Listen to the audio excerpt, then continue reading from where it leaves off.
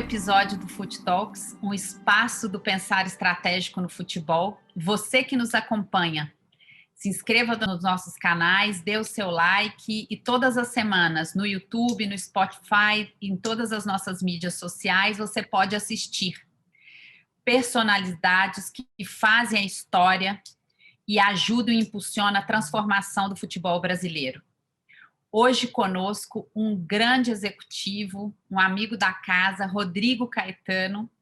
Ele é executivo de futebol e atual diretor de futebol do Galo, do Clube Atlético Mineiro. Rodrigo, muito bem-vindo. Obrigado, Elô. Obrigado, professor Medina, pelo convite. É uma honra participar do Fut Talks e espero aí ser, através de contar um pouquinho da história, ser inspirador aí daqueles que vão nos acompanhar, né, já que a ideia sempre é dividir conhecimento e experiência. Então, é uma honra muito grande estar fazendo esse bate-papo com vocês.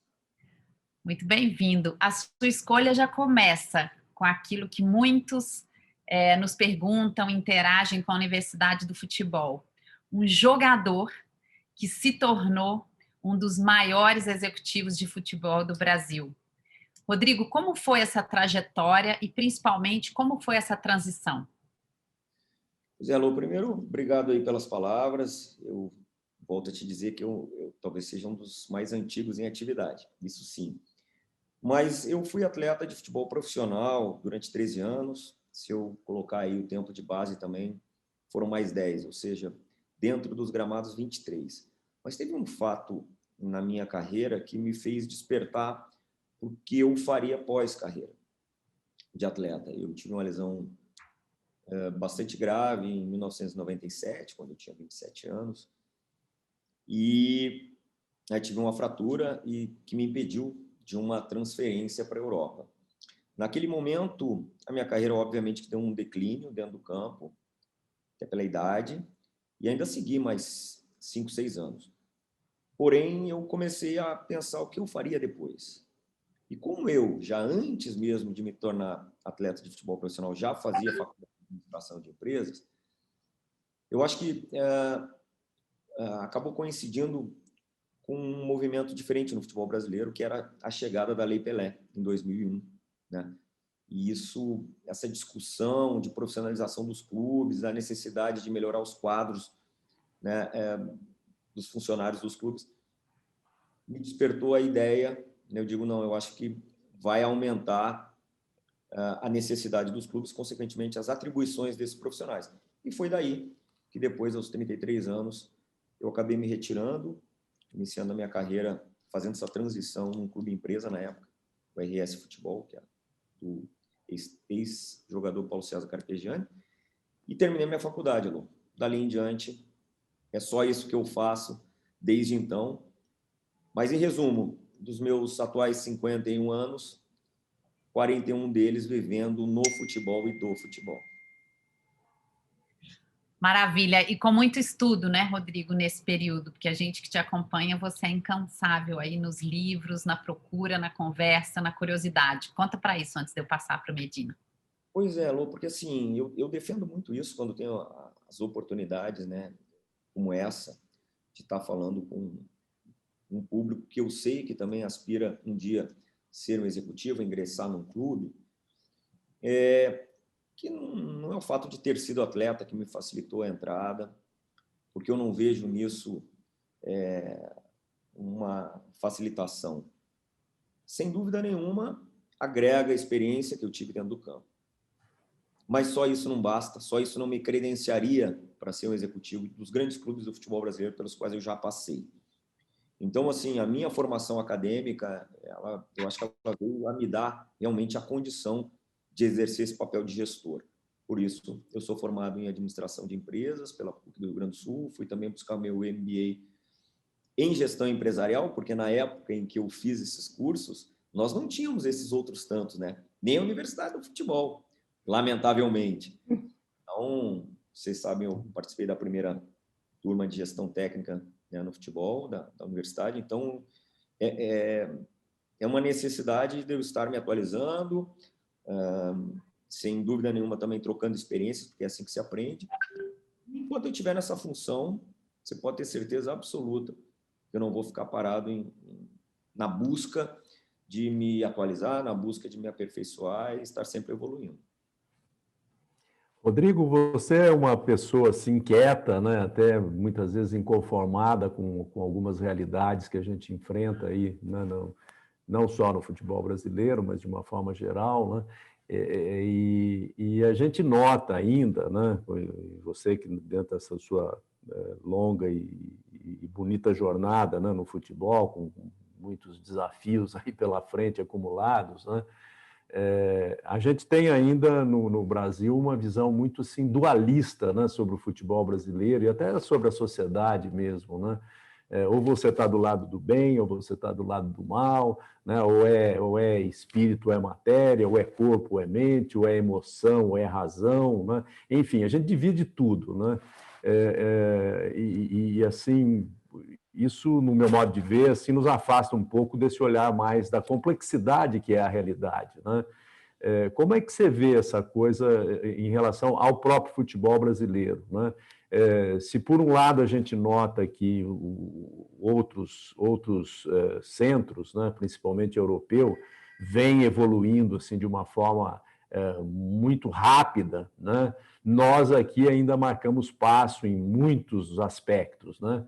Por outro lado, tem aquele discurso de que nós somos pentacampeões do mundo, nós não tem para ninguém, nós somos os melhores, nós temos uma fonte inesgotável de talento no Brasil, isso nunca vai acabar, ou seja, uma visão muito, no meu modo de entender, muito fragmentada da realidade, né? Como é que você vê essa questão mais assim de fundo, onde a gente realiza o nosso trabalho no futebol, Rodrigo? Professor, concordo plenamente, me desestimula muitas vezes, porque todas as avaliações elas não são contextualizadas, né? Isso é fato. Dentro do clube, a gestão de um clube, muitas das vezes, os nossos empregadores, os nossos contratantes, as avaliações são muito simplistas. Professor. Continuidade é algo quase que impossível no nosso país, né? E enquanto eu tiver força, saúde ainda e até estímulo, se por um lado me desestimula, por outro me estimula a tentar transformar isso, e sei que o papel seu, da Elo, da Universidade do Futebol também, é isso, é transformar pessoas e transformar essa nossa realidade, esse nosso contexto. Mas eu lamento demais que essas avaliações elas não sejam contextualizadas. Isso fragmenta trabalhos, fragmenta filosofia, né? Fala-se em filosofia de futebol, filosofia de gestão, mas, infelizmente, no nosso país isso é discurso, ele não é prática. Eu posso falar, professor, me permita até um pouquinho da pretensão, porque, graças a Deus, pela trajetória, posso, em alguns momentos, ter uma posição um pouco mais firme. Não dá para se exigir, muitas vezes, daqueles que estão iniciando, né? É bem mais difícil que isso tenha eco.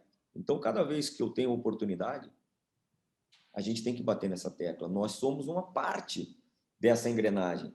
E muitas das vezes estão colocando os gestores como realmente os grandes responsáveis com uma avaliação muito realmente superficial de um trabalho. Então, assim, hoje nós só vamos modificar realmente, na minha visão, se houver uma mudança de cultura naqueles que nos contratam. Eles têm que entender o que somos, o que fazemos e por que viemos. Senão, nós vamos aí viver nesse eterno recomeço.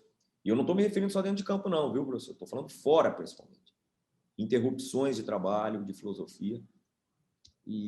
Mas eu ainda sigo na luta. Enquanto tiver força, ainda vou ter a esperança de ver isso mudando também.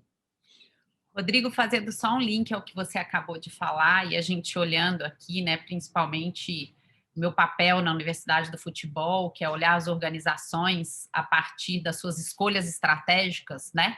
Eu que fiquei mais de 30 anos no mundo corporativo com esse olhar, colado nisso que você falou, Você tem visto mais clubes com projeto de longo prazo? Porque quem está assistindo esse movimento e quem está olhando as organizações, o que a gente vê, né, uma troca constante de poder, uma troca constante dos gestores, dos líderes, parece que tudo é de curto prazo. E o que eu costumo falar, né? Ao invés do projeto ser do clube, infelizmente, na grande maioria, a gente vê o projeto daquele dirigente que está ali naquele momento. E nenhuma organização perpetua com projetos de curtíssimo prazo. Como está isso? Como é que está a visão estratégica real? E você tem visto mudanças e melhorias nesse sentido nos clubes? Olha, Elo, eu vejo em casos isolados. Infelizmente, não é a regra. Primeiro porque quem muitas das vezes nos contrata, como eu disse, não tem o devido discernimento e nem o conhecimento do que realmente quer.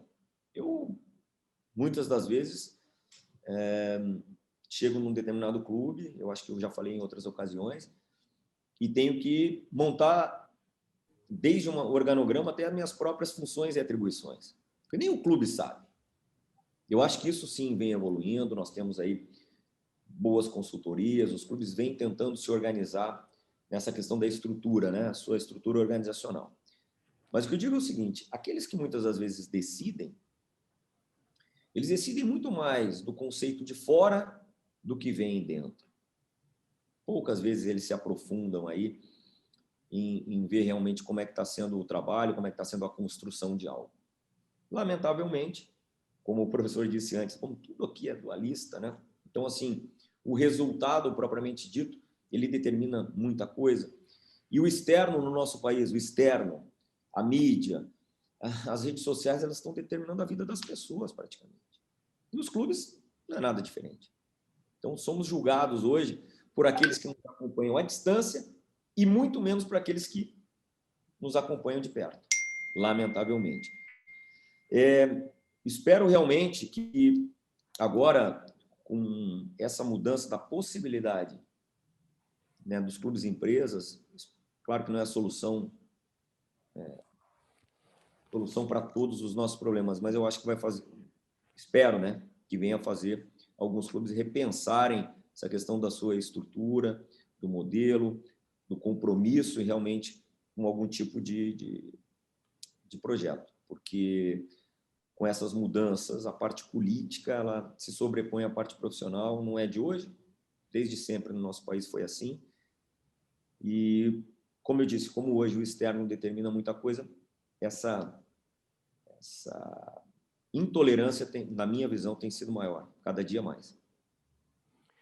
Rodrigo, se a gente considerar aí a pirâmide, né, de performance, a pirâmide da prática, né, do futebol, desde lá do futebol de rua, né, do futsal, das escolinhas, né, até chegar o alto rendimento, né, você não acha que já teríamos maturidade nessa terceira década, vamos dizer assim, do século XXI, né, de a gente juntar aí esforços para traçar uma política de desenvolvimento do futebol brasileiro, né?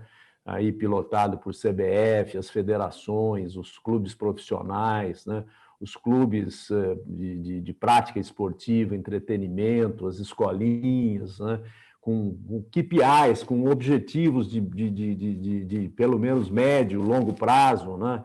E longo prazo também.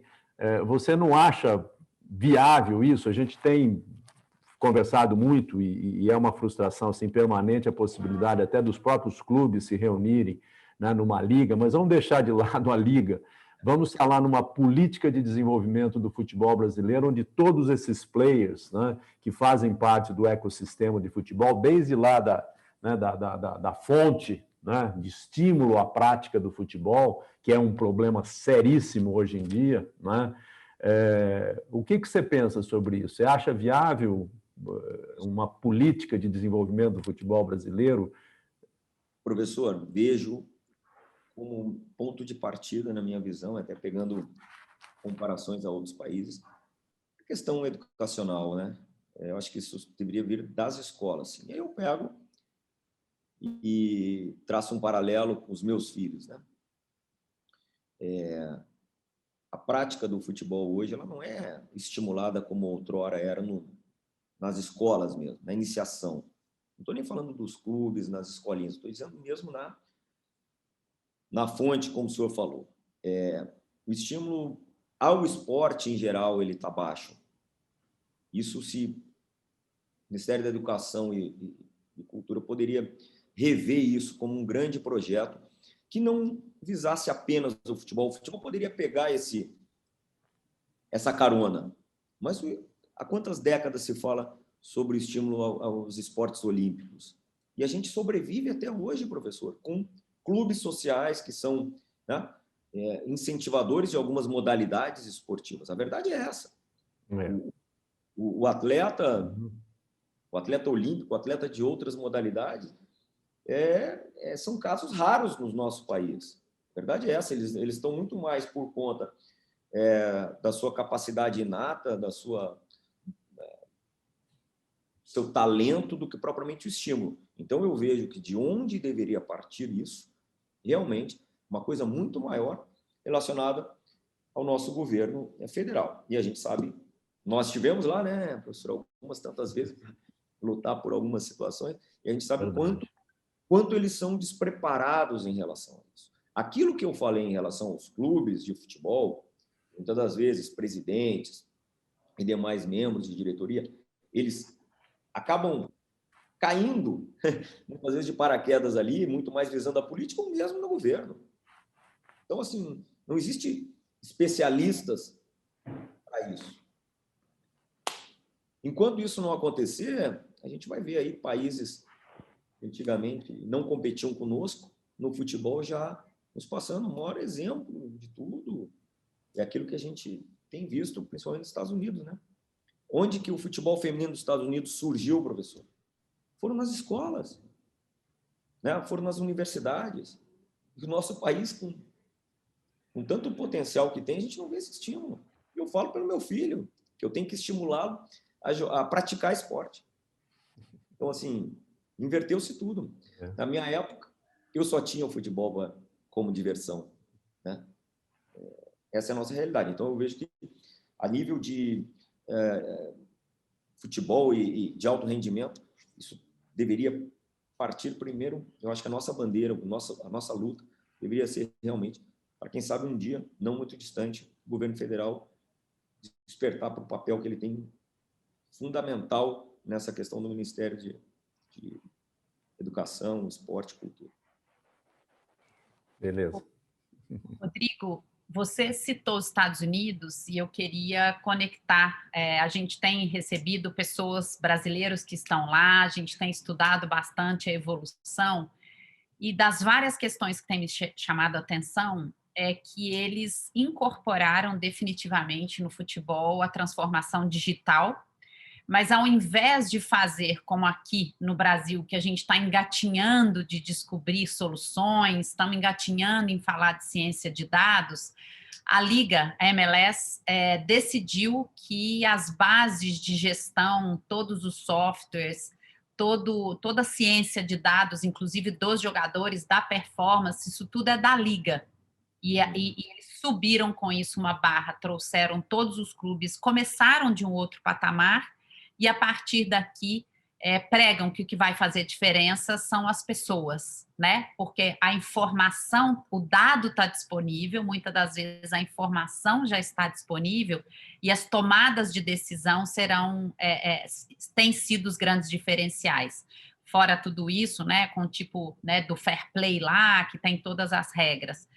Você vê alguma chance disso chegar ao Brasil, nessa mesma linha da pergunta do Medina? E quando, até quando nós ainda vamos poder olhar os Estados Unidos só com esse olhar de progresso, mas depois você acha que a performance vai estar nos campos também como resultados regionais, né, e globais? Bom, Elô, aqui, até como exemplo, nós aqui esse ano, o Galo, a gente fez um investimento nessa área de analytics, né? Nós já temos um braço na nossa tomada de decisão aqui. Ele é do clube, né? Obviamente, nós não temos ainda uma união entre os clubes que privilegiem até se deem conta de que tudo é mais barato se compartilhado, né? Nós temos um processo hoje de captação e de contratação que ele precisa ser validado antes de qualquer tomada de decisão macro. Então, nós somos muito bem abastecidos. Estou falando hoje aqui no Galo, né? Mas sei que vários clubes já fazem um investimento pesado nisso. Onde que nós encontramos o nosso grande gargalo nessa história? Justamente o que você falou, os nossos clubes hoje carregam consigo um passivo enorme. Então, nós temos que fazer mais com menos sempre. Então, nem sempre nós tendo os dados e fazendo a melhor interpretação deles, nos dá a certeza de que nós vamos fazer o melhor movimento. Porque muitas vezes nós estamos limitados financeiramente para isso, né? Tomara a Deus que, com o passar dos anos, recuperem e a gente realmente possa ter essa visão global de que eu vou ter a melhor base de dados para a melhor tomada de decisão e o melhor movimento, a melhor contratação, a melhor ação no mercado. Essa última parte nós ainda não temos essa condição, como, obviamente, Estados Unidos e algumas ligas na Europa que já tem uma regulamentação para isso, porque seus clubes, obviamente, que respeitam muito a questão do fair play financeiro. Então, nós estamos alguns passos atrás nisso, o que não impede, Lô, de nós caminharmos para frente no que diz respeito a essa estruturação, para num futuro, né, a gente já ter isso consolidado. Nós estamos, na minha visão, nesse momento, nesse estágio. E lembrando, né, Rodrigo, conectando a sua contribuição anterior sobre educação, a gente tem acompanhado algumas ferramentas, esses dias a gente estava em contato com o pessoal de Israel, e se a gente não cuidar da base, que é a educação, principalmente dos jovens, daqui um pouquinho a gente não tem atleta para acompanhar a tecnologia, né? Eu vi uma ferramenta de decision making process, né? Tomada de decisão ali no campo, quer dizer, quanto a gente está investindo para esses jovens se desenvolver até para conseguir, né, aproveitar ao máximo. Mas continuamos essa longa história. Medina. Não, exatamente isso, Lô. Só um parênteses assim. Também a outra evolução que a gente tem observado é que durante alguns tantos anos, né, o professor pegou essa época em que se via a base, muitas vezes como um custo, e nós ficávamos sempre a mercê só do talento. Hoje, se tivermos um trabalho, uma metodologia realmente aplicada, a gente consegue fabricar, apesar de todos os problemas, né? Os clubes hoje, meio que a forceps, tem que ver a base como a tábua de salvação, não tem problema nenhum, desde que os profissionais que estão se preparando e inserindo na base estejam preparados para realmente fazer uma base sólida ali na formação.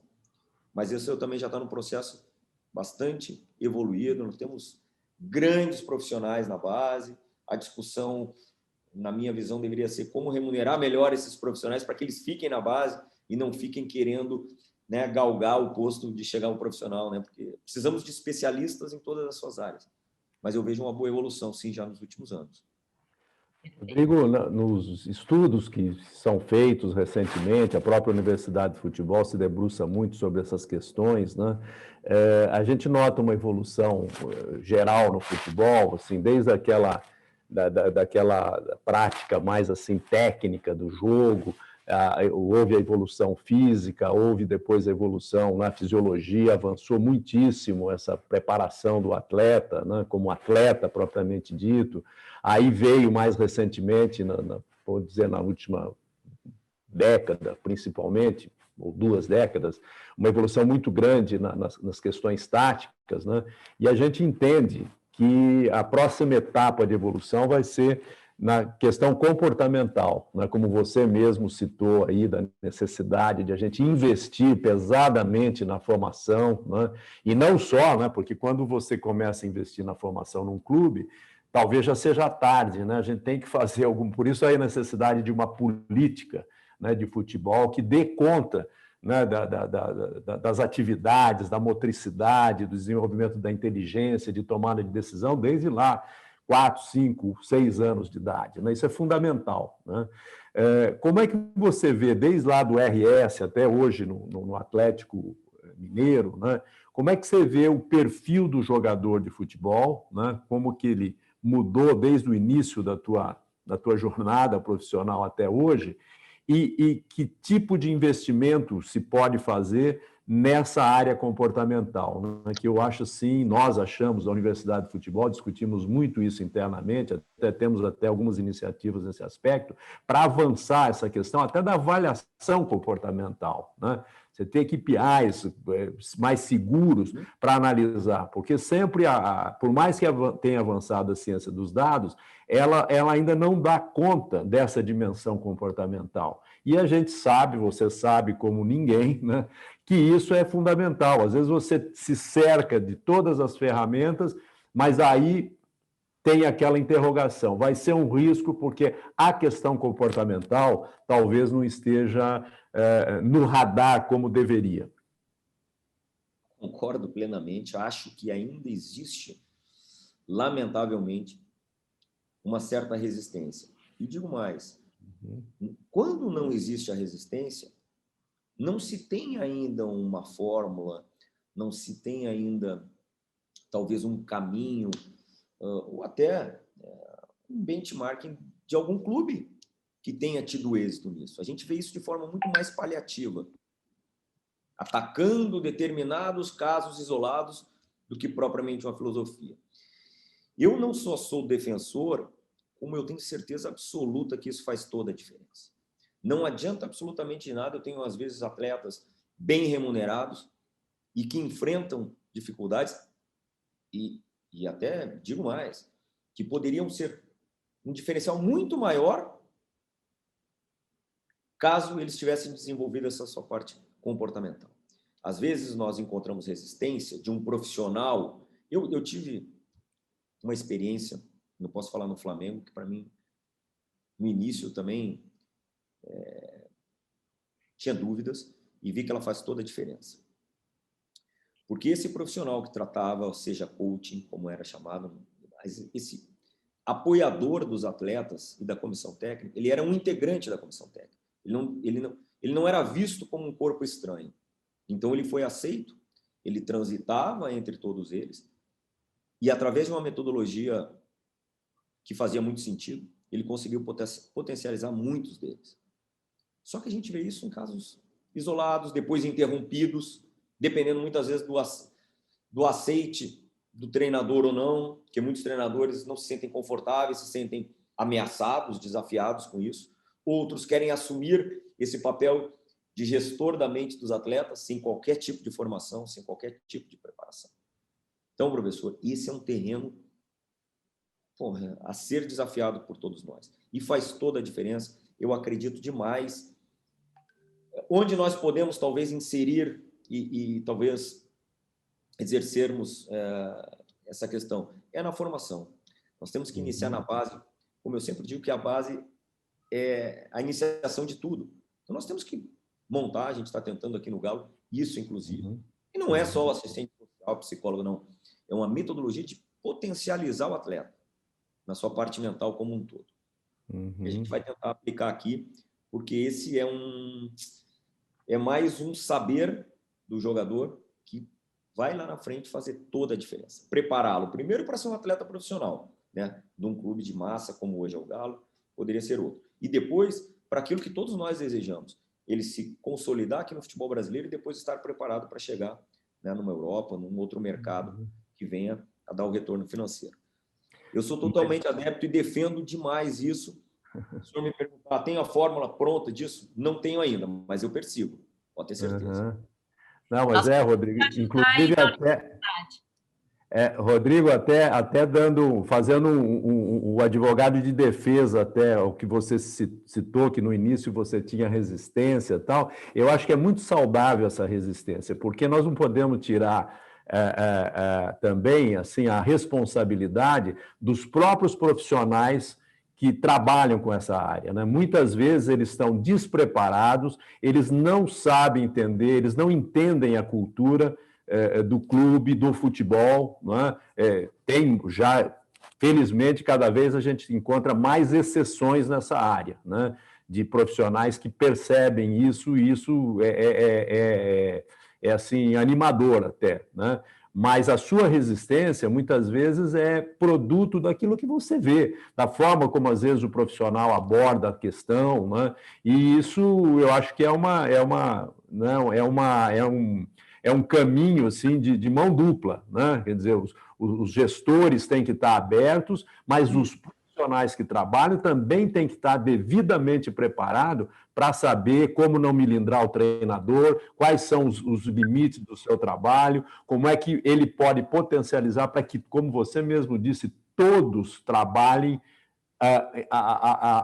com o objetivo de melhorar essa questão comportamental dos atletas, né, das equipes. Professor, e assim, eu, com o passar dos anos, eu fui tentando me especializar, ler muito, eu também tenho o meu apoio mental, né? Para que eu Precisamos, possa... né? Precisamos. Todos nós precisamos. E para eu poder aportar nos atletas e também nos meus comandados aqui, algo que os transforme, né? Então, assim, com o passar dos anos, eu defendo muito isso, né? Que as pessoas que nos conhecem assim de forma superficial, eles imaginam que o executivo de futebol é apenas um contratante, um montador de elenco. Na verdade, nós somos gestores de pessoas e não adianta você dizer isso, você tem que praticar isso. E eu acho que isso eu procuro ter como marca registrada por onde passei, por onde eu passo. Se nós tratamos um atleta, professor, que é o grande cliente do departamento de futebol nesse caso, se eu vou lá e coloco um fisiologista à disposição dele, um fisioterapeuta, um médico, um preparador físico, o assistente, tudo isso, por que eu não vou aportar também alguém que potencialize a sua mente? Eu acho que é isso que nós aqui no futebol, eu volto a dizer, primeiro na base, nós temos que começar a inserir, desmistificar isso e ter um entendimento que a nossa mente ela também é músculo e nós temos que exercitar ela, senão daqui a pouco não adianta ele ter lá com toda a sua força e pensando e não pensando, né, melhor dizendo. Então, com o passar dos anos nós temos que estar começando a inserir isso como mais um, né, dos especialistas em aportar saber aos atletas. Maravilhoso. A gente hoje coloca isso, como você bem falou, no contexto de performance. Dentro do nosso desenho na Universidade de Futebol da área de saúde e performance, né, a gente acredita muito como você.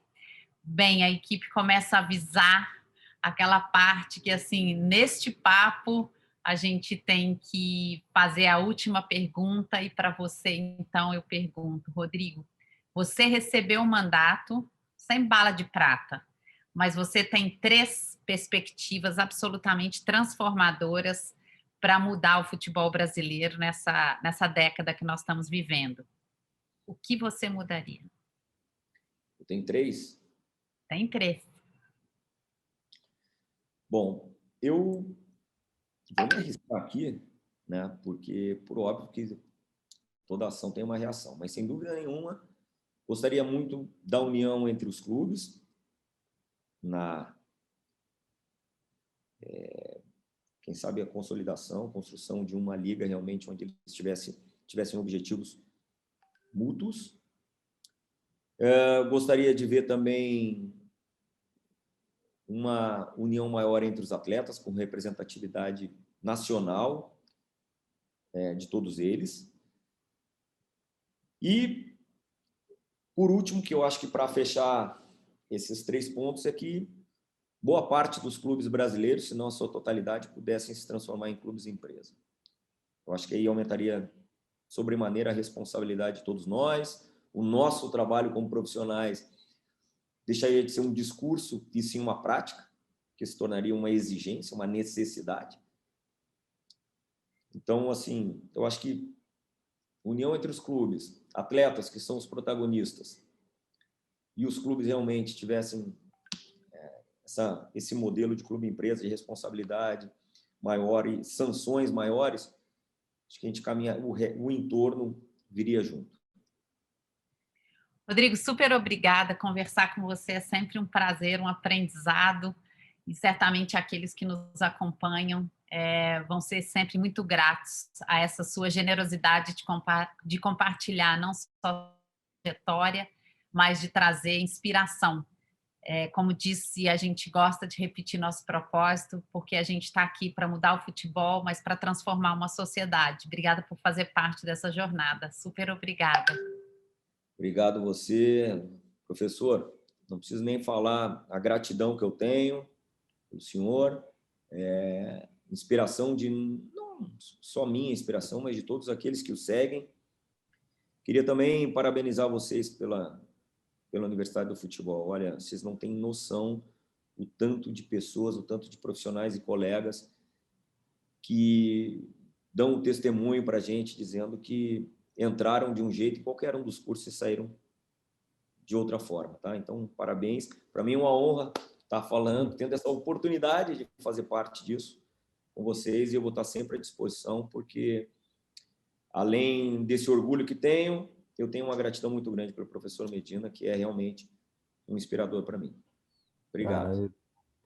Nós aqui agradecemos, Rodrigo, com constante disponibilidade sua e parceria mesmo, né?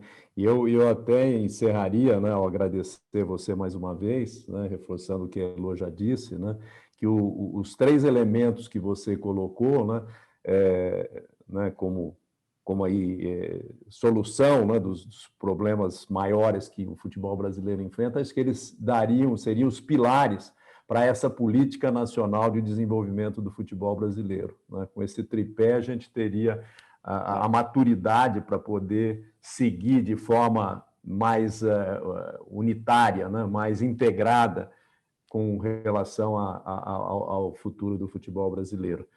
Muito obrigado, Rodrigo. Coração. Obrigado a vocês, professor. Obrigado, Elô. Tudo de bom para vocês. Parabéns, viu? Parabéns. Um abraço. Muito obrigado. Obrigada mesmo.